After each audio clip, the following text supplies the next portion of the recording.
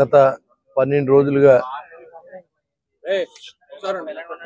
తాడేపల్లిగూడెంలో Bolisetti cricket league ని ఏర్పాటు చేసినటువంటి రాజేష్ కి, అదేవిధంగా పాలు సందీప్ గారికి, అలాగే తోటరాజాకి, అనుపమ్ వీళ్ళందరూ కలిసి ఈ మంచి యువతనంతా మంచి మార్గాన్ని నడిపించాలి అనే ఉద్దేశంతో ఈ క్రికెట్ లీగ్ ని ఏర్పాటు చేయడం. దీంట్లో దాదాపుగా 700 మందిని ఈ ప్లేయర్స్ పాల్గొనడం జరిగింది.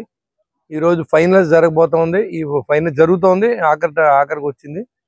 ఈ పీకేఎల్ అండ్ అజల్ టీముల మధ్య పోటీ జరుగుతోంది. రసవత్తరమైన పోటీ జరుగుతోంది.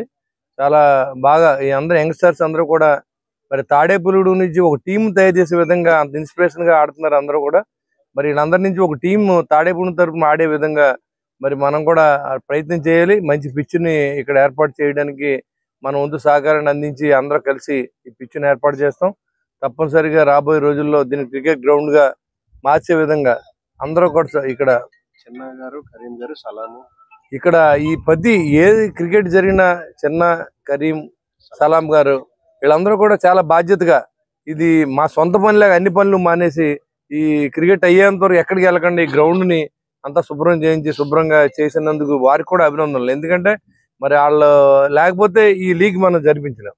వాళ్ళంతా ముందుకు వచ్చి మేము ఉంటామని చెప్పి అన్ని పనులు మానేసి మరి ఈ కార్యక్రమం ఏర్పాటు చేసిన వారికి కూడా నా అభినందనలు తెలియజేసుకుంటూ ఈ ఈ యొక్క లీగ్ లో పార్టిసిపేట్ చేసిన ప్రతి ప్లేయర్ కూడా నా అభినందనలు.